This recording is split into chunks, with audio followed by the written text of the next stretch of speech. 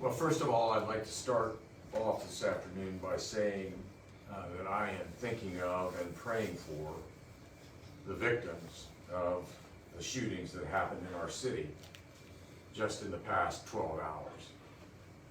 It is disheartening that we as a city must come together in this manner, especially after a day filled with celebrations and Independence Day festivities.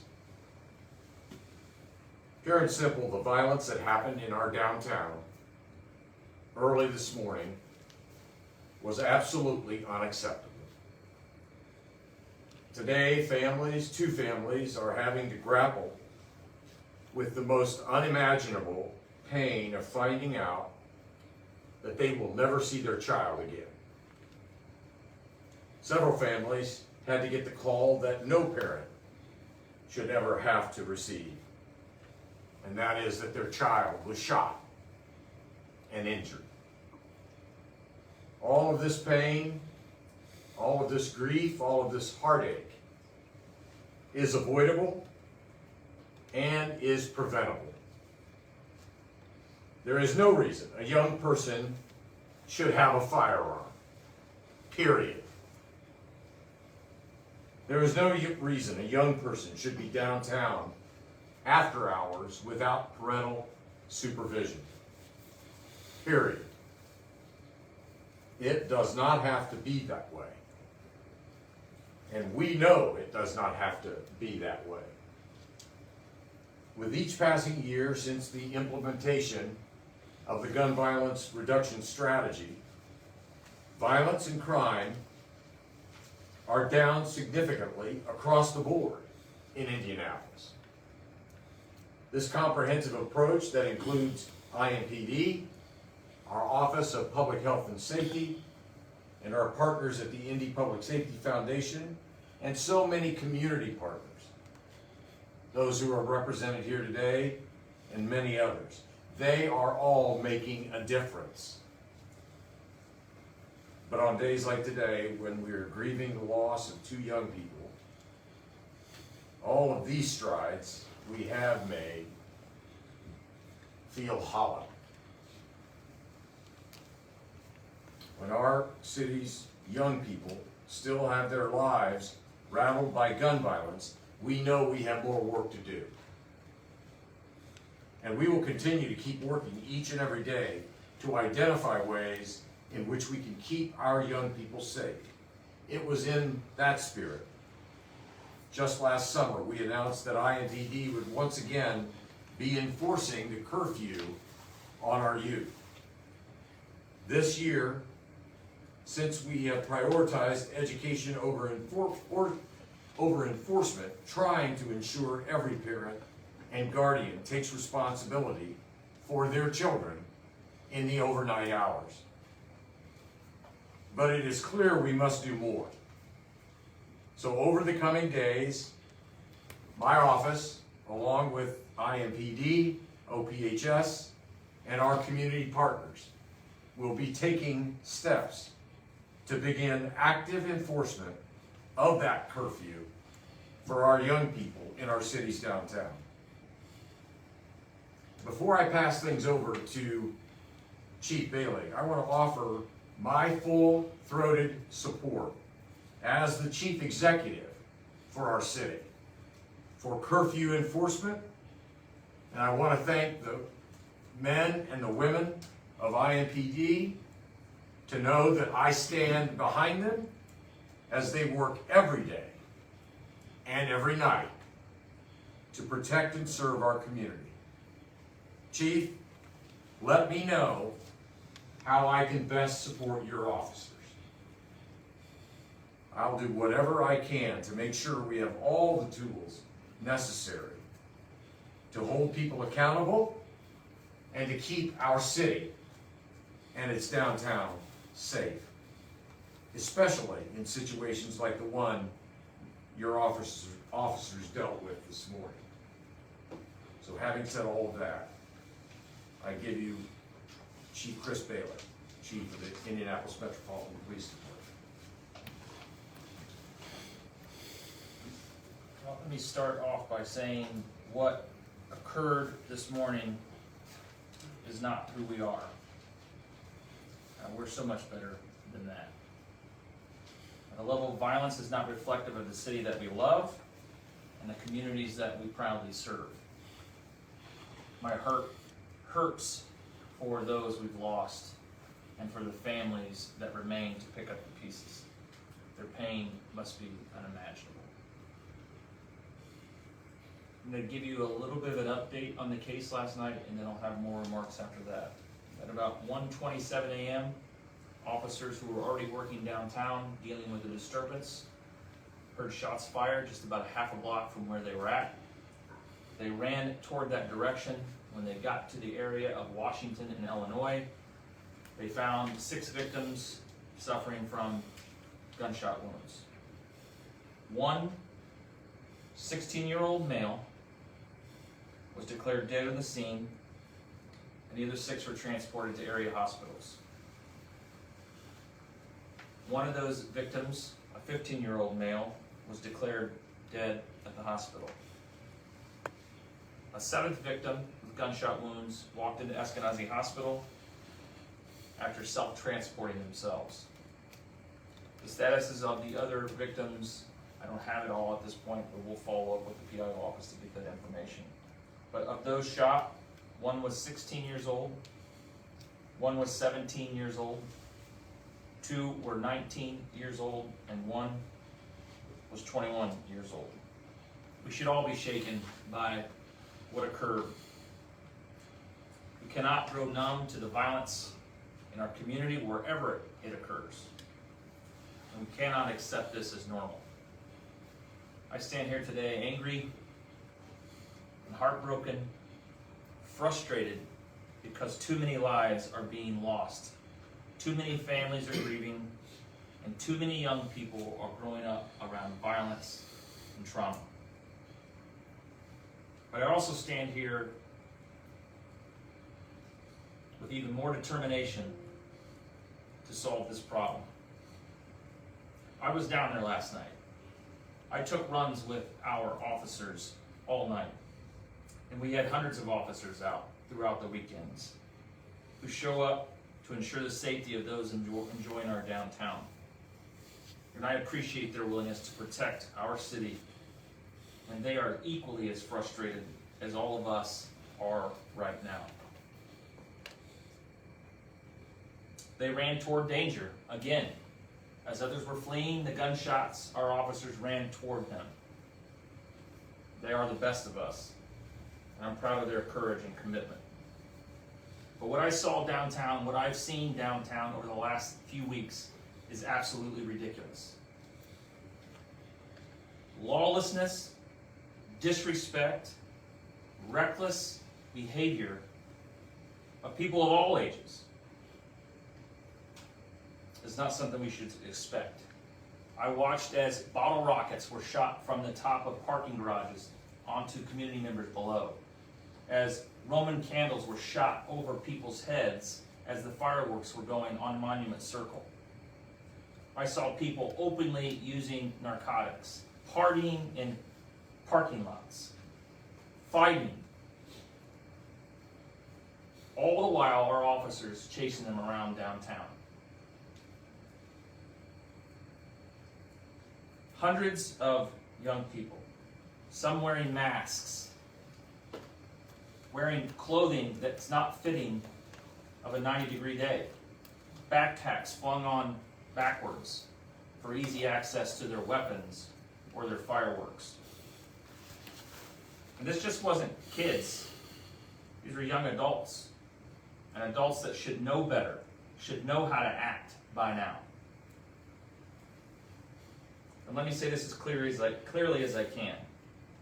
If you're coming downtown to engage in this kind of lawlessness, you are not welcome.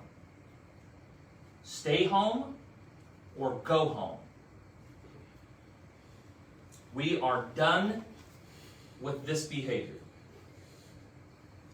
We will use every tool at our disposal to enforce the law and save lives. because that's our priority, the preservation of life. People have the right to come downtown. I want them to come downtown. It is the engine of our state.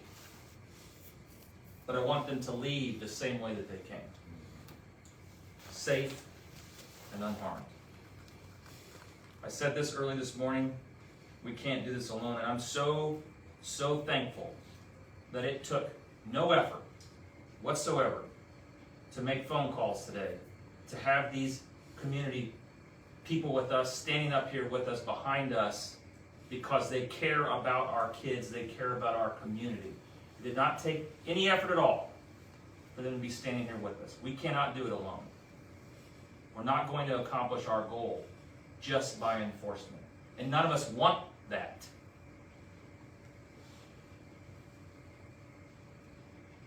Earlier this summer, we launched a Know Before You Go campaign, trying to set clear boundaries from parents and guardians to their children, talk to their kids about what the curfew is, decide how often they would check in, pick the best ways to stay in touch, use technology to know where they are, know their friends and their friends' parents.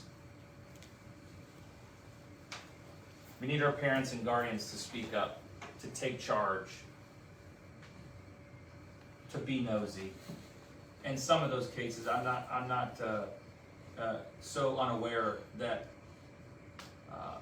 sometimes parents work and the kids are left to fend for themselves because they have to survive. I'm not aloof to that. And that's why any kind of curfew enforcement needs to be based in help and not punishment. Taking someone to the Family Justice Center, watching them go in the door and then out the back door is not going to help anyway. It's not going to help families. It's not going to help those kids.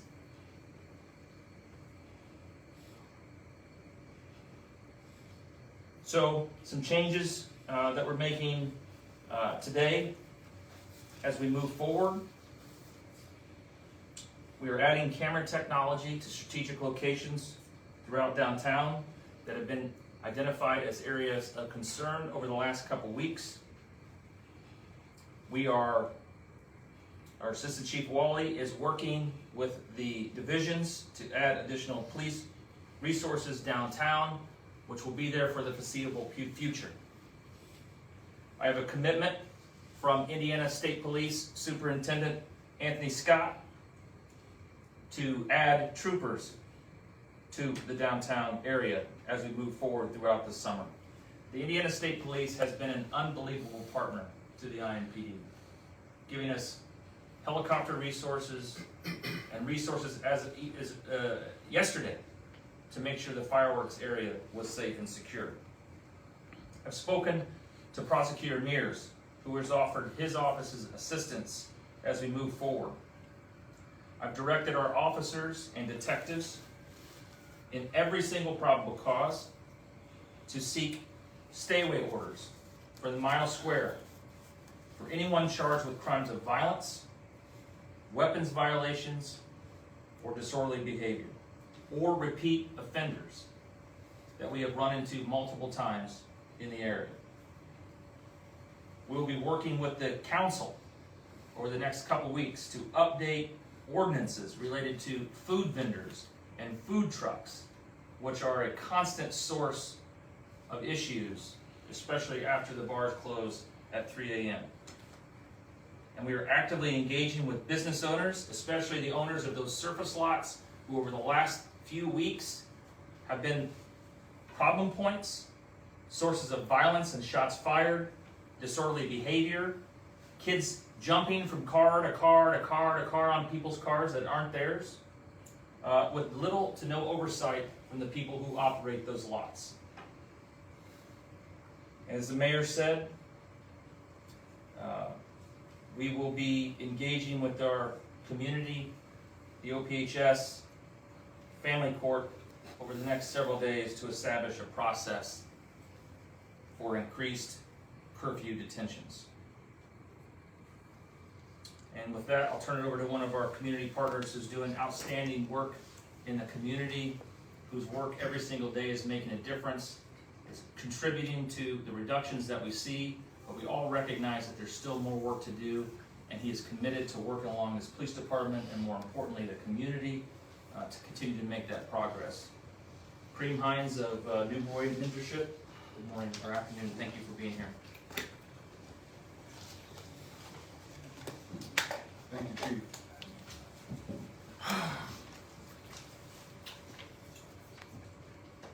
I stand before you humbled, shaken, disturbed, literally shaken. I feel like it's an out-of-body experience to be in this situation on a Saturday morning that I was looking forward to enjoying with my kids. But I also have kids that I work with directly and indirectly that I was checking on this morning after waking up, hearing what happened last night during the violence downtown.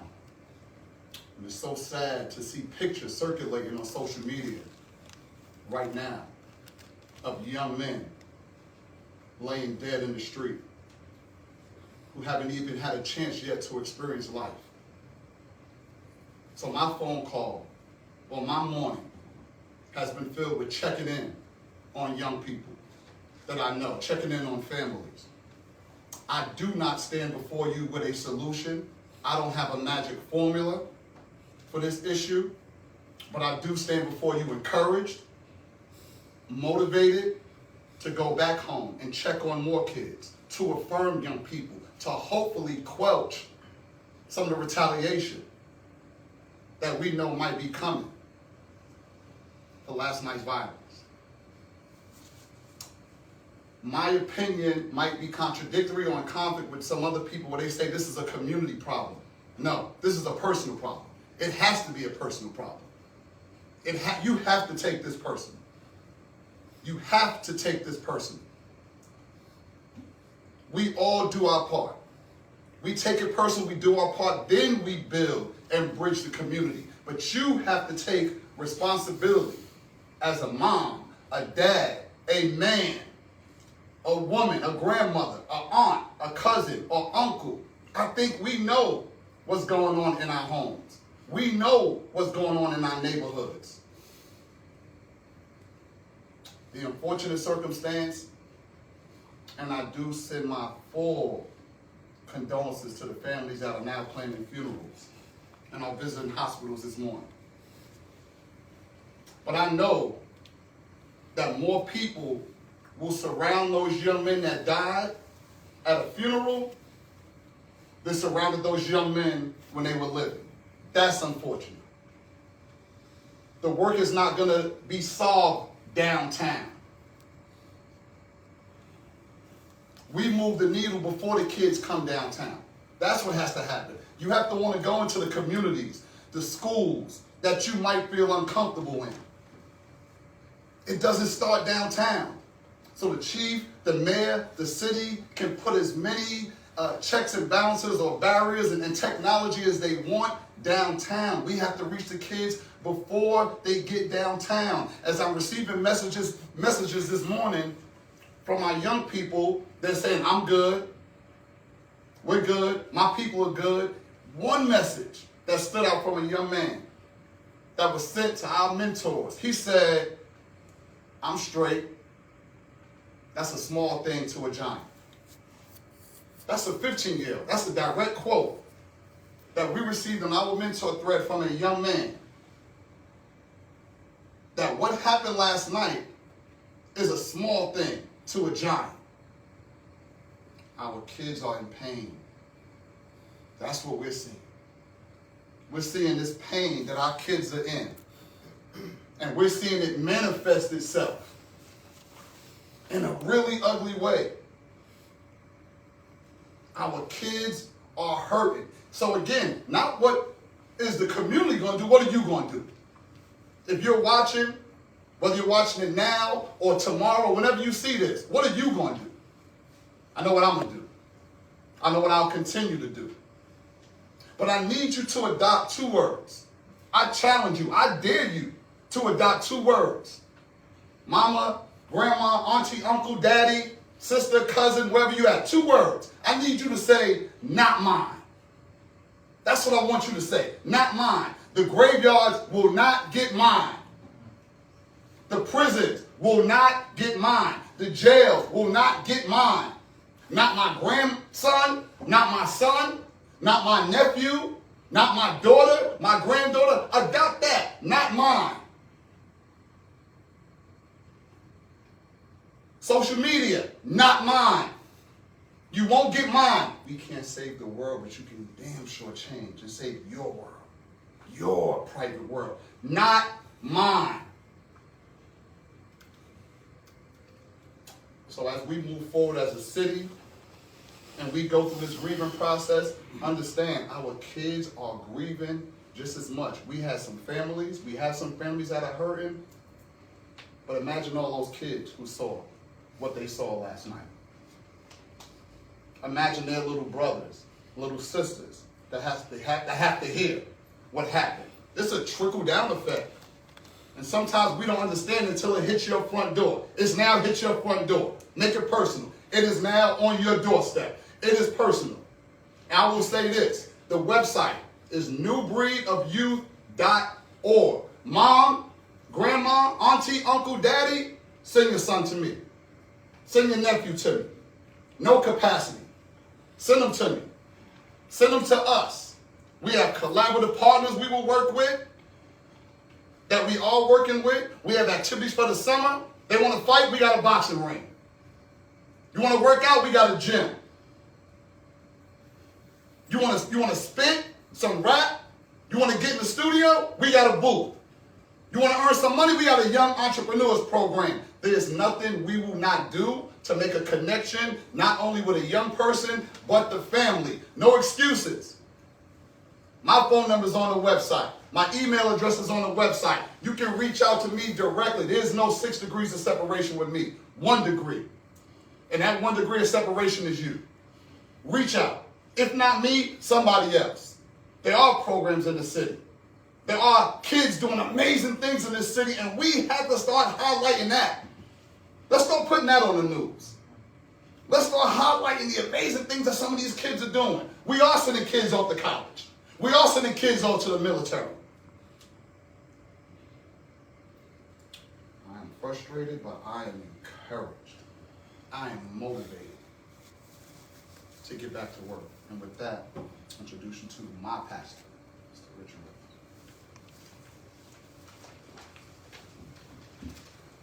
Thank you, Kareem, for those passionate words. I just want to share that as we know, our community is in crisis. This is a crisis situation, and crisis presents us with opportunities. We have an incredible opportunity. If I just add on some of what Kareem said in a slightly different way, we have an opportunity to step up and make a personal investment. We have an opportunity to step up and actually do something ourselves in recognition that this is not an IMPD problem. This is not simply a city of Indianapolis problem. I'll say the same thing Kareem said, but in a different way. It is a community problem, but the community is made up of individuals who do have to make some personal decisions to make a difference. It doesn't matter what zip code you live in. It doesn't matter what your social economic class is. It does not make a difference. We're in a crisis. And it's not just a social crisis. Truth be told, this is a spiritual crisis. And we cannot just throw social solutions at a spiritual problem and expect to get the kind of results that we want to get. This is spiritual. And if we don't address it spiritually, we'll continue in the cycle. Even with the progress, it's still challenge after challenge. And so I want to challenge the entire community and the faith community in particular to be intentional to pray for the peace of our city. Prayer is not a passive activity. We need people to pray for the peace of our city. We need people to pray for our government officials. We need the people to pray for our community leaders and organizations that are serving on the front lines. Your prayers can and will make a difference. We've got to work in partnership. And parents, I want you to know that you are the most important part of that partnership. I know some of you are feeling overwhelmed. Some of you need help. We know you need help. Reach out and ask for help. Reach out to our organizations. Reach out to our churches. I pastor New Revelation Christian Church. We lead Crown Mentoring Program here in the city. Reach out and ask for help. There are people who have dedicated their lives to helping our community. Get the help that you need. Don't be embarrassed. You know whether or not your child is doing what they're supposed to be doing. You know before anybody else knows whether or not your child is out of control. And if you need help, get the help that you need. Indianapolis is a community that cares. And everyone speaking today cares for our community. Pray for the peace of our city. Let's receive now Pastor Jeffrey Johnson, Jr.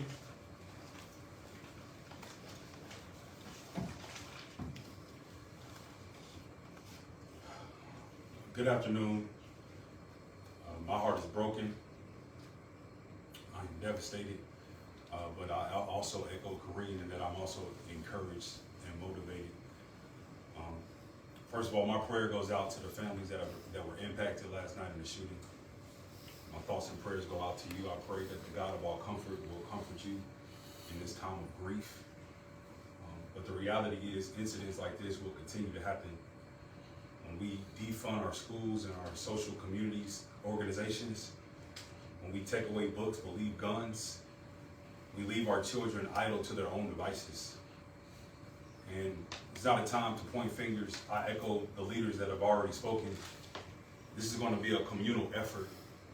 It starts at home, and as Pastor Reynolds has just mentioned, there's help out there and resources for us to connect with in order to ensure that we invest on the front end of our children so that we can ignore the press conferences and funerals on the back end.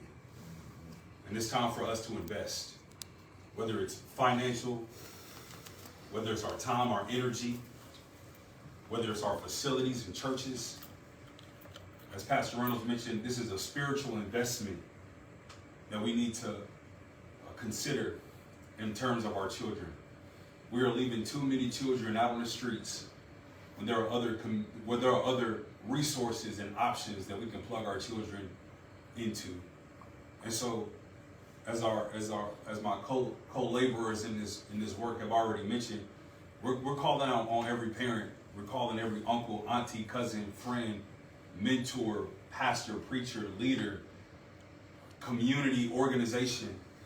This is a communal effort that we need to invest in our children so that we can ignore situations like this in the long run. And we've already highlighted Kareem's organization and the work that Pastor Reynolds is doing at his church. There are countless others like Inner Beauty for our young ladies under construction, Girl Talk Indie.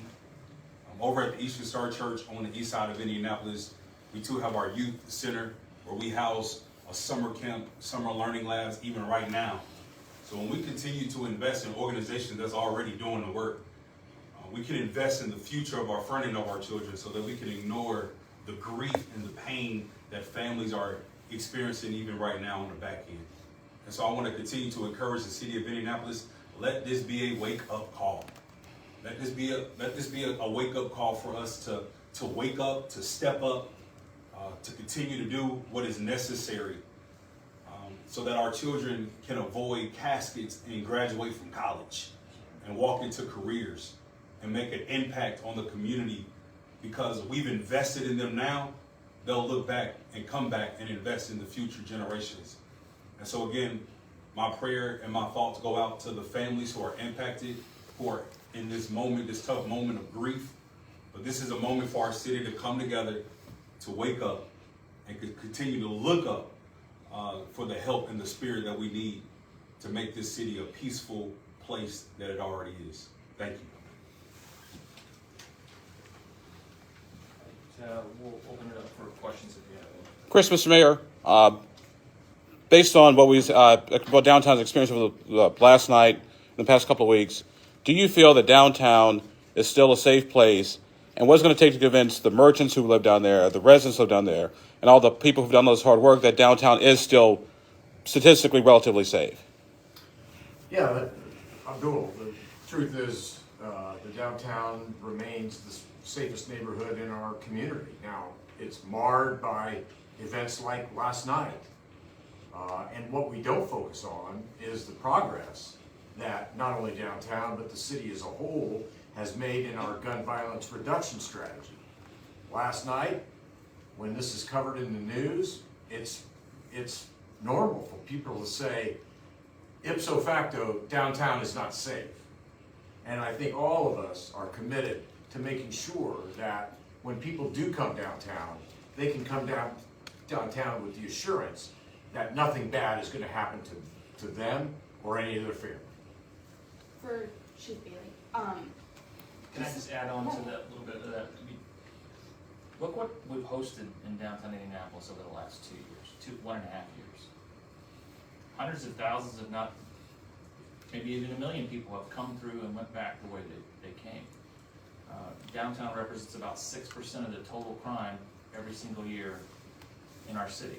We are a big city. This is not a sleepy small town. It's unfortunate when these things happen. We're all committed to doing our part to help reduce that. In my budget, as the IMPD chief, we spend a lot of money to make sure downtown is protected and that investment is protected. But we're also responsible for 350 square miles across the entire county. And so we care about every single neighborhood. But as the mayor said, I'm coming downtown tonight with my family, and I'll do it again next weekend if I have to. Downtown is a safe place to be, but after midnight, nothing really good happens, and your kids should not be out after midnight. Yes, ma'am. speaking of the timing, just to clarify the curfew, is it still 11 for kids under 15 and then 1, I think, for 15? Yeah, nothing's changed. We'll get you the exact things after we're done here, just to make sure, but nothing in the law's changed. Mayor, Chief, can you make that tighter? You just said nothing good happens after midnight. Why do we need to have kids out at 1 o'clock anyway? Do you have the authority to make that tighter? We're operating under the state law. So as we move forward, if there's adjustments that need to be made, we'll work with our attorneys here at OCC and IMPD to see if there's some other adjustment we can make. If it's a local ordinance, remember, ordinances are, those are not arrestable offenses, those are fines, right? So, and then even as a juvenile, when you take someone into custody for curfew, it's not a crime, it is a status violation. There's no penalty associated with it. That's why I said if and when we move into that direction of increased enforcement, it can't be punitive in nature. It has to be something where there's some sort of positive result of it. Because if it's just about punishment or punishing parents who we've talked about some of the challenges that they have, then it's ultimately going to fail. That can't be what we do. So it's not a crime to be out after a certain time. It is a status offense, and there's a difference. Is it time for that to change, Chris? I don't know that criminalizing is the answer. We made at least 11 arrests that I know of for criminal violations before this happened. So our officers aren't afraid to make those criminal arrests when necessary. Like I said, I don't see a lot of value in perpetuating juveniles through the criminal justice system. There's very little, in my opinion, help that they get by entering the criminal justice system. And that's not a dig at the courts or Marion County, it's just the fact of the matter. That's why we are part of a diversion program for low-level offenses of juveniles, so that we can divert someone to the Boys and Girls Club of Indianapolis, so that when they make a mistake as a juvenile, we don't create a future criminal, that we give them opportunities to be better and improve. That's what Kareem's doing, that's what OPHS is doing, that's what the pastors are up here doing, and so many others that are doing the work. But in my conversations with Prosecutor Mears, we both agree that there are some people under the age of 18 that just have to go to jail, and those individuals will. Weapons violations, crimes against persons, shooting people, shooting guns into the air, those are individuals that we have to deal with, and we have to deal with them pretty harshly. This prosecutor, our detectives, have not shied away from charging juveniles as adults for the crimes that we're allowed to do. Is it something that anybody enjoys? Absolutely not. But some of our kids act like adults, and they're gonna have to be treated like adults. Have there been any arrests yet? Hold on one second, Yeah. sorry. Did you have a question? Yeah, I did. Do you think it's necessary or possible, for like the minors who have guns or committing crimes to hold their parents accountable for some of their crimes going forward? I failed to mention that in my remarks. That's one of the other conversations that we've had, that I'll have with the prosecutors as days go by. I know these are probably not easy cases, but neglect of a dependent is a potential charge. Contributing to delinquency of a minor is a potential of those charges, but they'll probably be very difficult to make. Those are decisions that are made at the prosecutorial level, not at our level. Something we have to explore in certain circumstances, but as we all said, is it the right thing to do to charge a parent who is working their second job and their kid goes out and comes downtown against their knowledge, jumps on the bus and comes downtown? I don't know if that's the answer in every circumstance. Are there some that are contributory? Absolutely. I lost count of how many adults that I saw pull up downtown last night and just drop 5 or 6 kids off and then drive off into the sunset. I had to go up to cars in the circle where there were parents sitting in the car and say, do you realize what just happened in the circle? You need to get your kids wherever they are, and this was 11:30ish, get them in this car and take them home. 2 different sets of parents sitting there waiting as their kids wandered around downtown Indianapolis. We can't do that. We just can't do it. You can't be that aloof to what's going on around you. Chief, were there any arrests? And then I got another question. In the particular shooting case, no, that case remains active. There may have been, I didn't get it confirmed before I walked in here, an arrest related to a firearms charge of one of the juveniles that was taken into custody as part of the investigation, but not necessarily as a shooter. So we're still pulling video. There's video from the Conrad, there's video from Circle Center Mall. We pulled public safety camera video, but that's all still being gone through. The detective at some point is going to have to get some sleep, but they're working through all that. Chief, could you speak? At some point you said, we heard 20 arrests. Was that just from different things that happened around? Yeah, that was the information going around, maybe additional outside of downtown, but I think that Drew confirmed at least 11 from last night for charges ranging from weapons possession. There were 2 kids that were arrested for weapons possession. One was 17 years old. He was arrested for dangerous possession of a firearm, resisting the obstruction of justice. And there was at least one other kid that I heard was arrested for firearms. We don't see them. The rest of them were criminal recklessness, probably for shooting fireworks at people, disorderly conduct, and criminal recklessness, battery. We did take a 14-year-old in custody for curfew, but there were also charges related to resisting battery on a law enforcement officer, and the individual tried to run away, so escape. We keep talking about kids. Every weekend it's kids at midnight. We hear, I know last weekend there was a big brawl, a group of kids, the weekend before, just after midnight. In years past, we've talked about young adults making bad decisions in their 20s, coming from the club. I have done numerous stories about teenagers. You just said 14, 15, 16, 17-year-olds who are making this decision. And I've talked to you enough to know that I know that when we talk about parents needing to step up, that part is genuine, but I work with kids. A lot of these folks up here work with kids, and sorry to say, but the parents today suck. And a lot of them are lousy and are not going to step up with what you are saying. So a couple people have brought up this plan, and they've said, whatever time curfew is, midnight, 12:30, whatever. What if you got all the community organizations that work with the city? I'm talking from the Boys and Girls Club to New Boy to whoever's doing a lock-in. Get these resources downtown and start telling these kids, hey, midnight is curfew. And if at 12:30 you are not out of here, we're going to put you on one of these buses. And I'm not talking about locking people up. I'm talking about finding the parents. We're going to put you on one of these buses. We're going to go to the parking lot of the Community Justice Center, because if we don't pick you up here, there's a chance you're going to come out of here anyway, either at the morgue or from the courthouse. Call your parents. Your parents are going to pick you up here, because you were saying you were seeing them dropped off. Well, when they come pick them up, you're going to find out, why is your 14-year-old out here at 1:30 in the morning? And the goal is to find the parent, not trying to lock the kid up. Yeah. But some way we have to get the parents, and I hear your passion. We could say it at midnight, where are your children? You know where your children are.